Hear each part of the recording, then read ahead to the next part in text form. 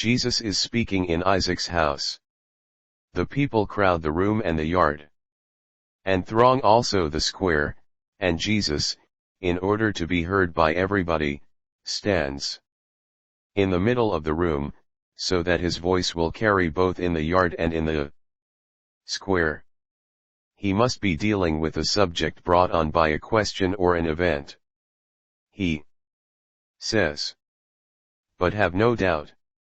As Jeremiah says, they will find out at the test how sorrowful and bitter it is to abandon the Lord. Neither potash nor lye can remove the stains of certain crimes, my friends. Not even the fire of hell can corrode that stain. It is indelible. Also here we must acknowledge the justice of Jeremiah's words. Our great ones in Israel really look like the wild she-asses mentioned by the prophet. They are accustomed to the desert of their hearts, because, believe me, as long as one is with God, even if one is as poor as Job, even if one is alone, even if one is nude, one is never alone, poor or nude, one is never a desert, but they have rejected God in their hearts, and thus they are an arid desert. Like wild she-asses they sniff in the air the smell of males, which in our case, because of their lust, are named power, money, as well as true and proper lechery, and they follow that smell, as far as crime. Yes. They follow it and will follow it even more so in future. They do not know that their hearts, not their feet, are exposed to the darts of God, who will avenge their crime. How confused kings, princes, priests and scribes will be, because they really said and still say to what is nothing, or worse, is sin, you are my father. You have begotten me. I solemnly tell you that Moses in a fit of anger broke the tables of the law, when he saw the people in idolatry. Later he climbed the mountain, prayed, adored and obtained grace. That happened centuries ago. But idolatry has not yet died in the hearts of men, and will never rest. On the contrary, it will rise, like yeast in flour. Almost every man now has his own golden calf. The earth is a forest of idols, because every heart is an altar, but hardly ever there is God upon it. Who is not a slave of one evil passion, is slave of another, and who has not one wicked desire, has another with a different name. Who has no greed for gold, has a greed for positions, who has no lust for the flesh, is an utter egoist. How many egos are worshipped in hearts like golden calves! The day, therefore, will come when they are struck, and they will call the Lord and will hear him. Reply, go to your gods. I do not know you. I do not know you. A dreadful word when uttered by God to man. God created the race of men, and he knows each individual. If he therefore says, I do not know you, it means that by the power of his will he has erased that man from his memory. I do not know you. Is God too severe because of that verdict? No. Man cried to heaven, I do not know you, as faithfully as an echo. 6. Consider, man is obliged to acknowledge God out of gratitude and out of respect for his own intelligence. Out of gratitude, God created man and granted him the ineffable gift of life and provided him with the super ineffable gift of grace. When man lost grace through his own fault, he heard a great promise being made to him, I will give grace back to you. It is God, the offended party, who says so to the offender, as if he, God, were guilty and obliged to make amends. And God keeps his promise. Behold, I am here to give grace to man.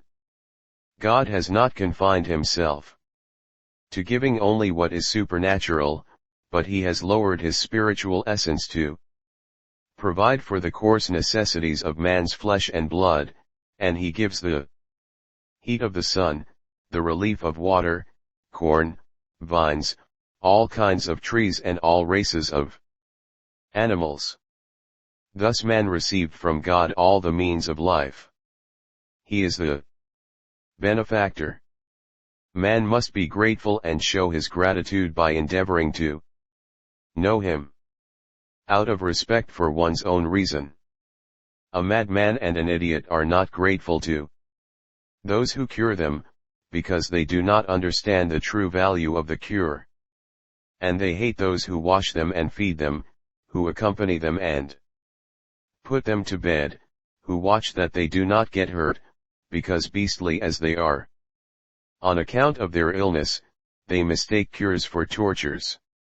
The man who fails in his duties towards God disgraces himself, a being gifted with reason.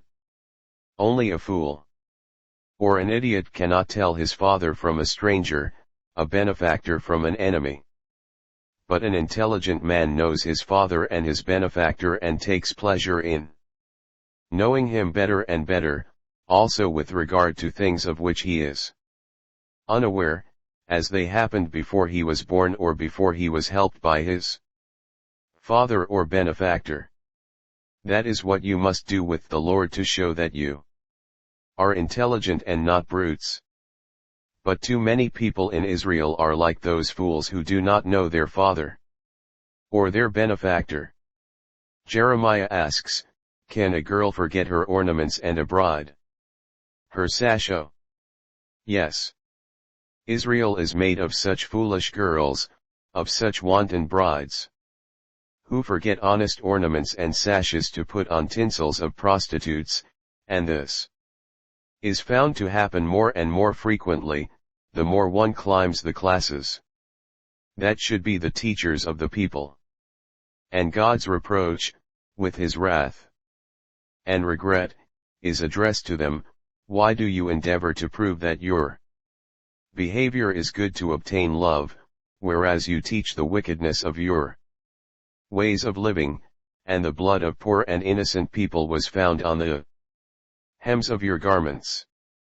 7 My friends, distance is good and evil. To be very far from the places where I am likely to speak is an evil, because it prevents you from hearing the words of life, and you regret it. That is true.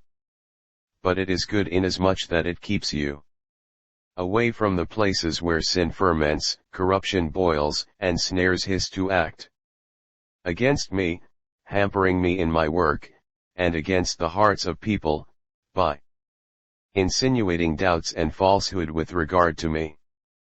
But I prefer you to be far away rather than corrupted. I will see to your formation.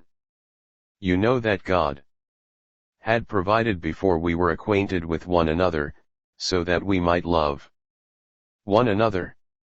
I was known before we met. Isaac was your announcer. I will send many Isaacs to speak my words to you.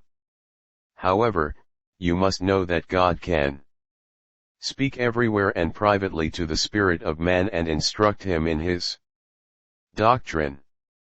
Do not be afraid that by being alone you may be led into error. No. If you do not want, you will not be unfaithful to the Lord and to his Christ. On the other hand, he who just cannot stay away from the Messiah should know that the Messiah opens his heart and stretches out his arms to him and says, Come. Come, whoever wishes to come. Stay here, whoever wishes to stay. But both the former and the latter should preach Christ by means of an honest life. Preach him against the dishonesty which nestles in too many hearts. Preach him against the levity of the numberless people who do not know how to persevere faithfully and forget their ornaments and sashes of souls called to the wedding with Christ. You said to me in your happiness, since you came here, we have had neither sick nor dead people. Your blessing has protected us. Yes, health is a great thing. But make sure that my present coming makes you all wholesome. Spiritually, always, and in everything. To that effect I bless you and I give my peace to you, to your children, to your fields, crops, homes, herds and orchards. Make a holy use of them, do not live for them, but by them, giving what is superfluous to those in need, and you will thus obtain an overflowing measure of the Father's blessings and a place in heaven. You may go. I will stay here to pray.